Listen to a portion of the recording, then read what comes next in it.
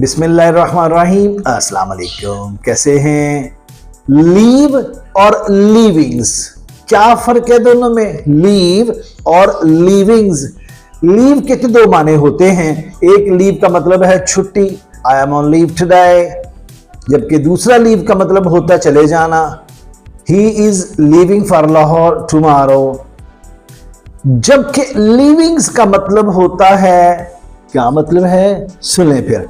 Livings का मतलब होता है बचा खुचा खाना, जूठा खाना, खाने के बचे हुए टुकड़े।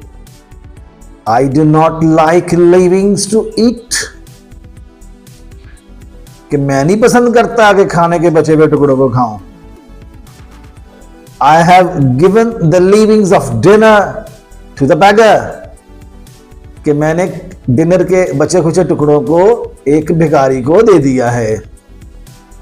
तो अब ख्याल रखिएगा कि लीव जो है उसके दो माने हैं, छुट्टी या चले जाना, और दूसरे लीविंग्स का मतलब होता है खाने के बचे हुए टुकड़े।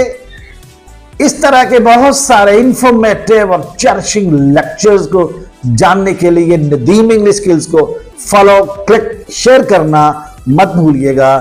Thank you.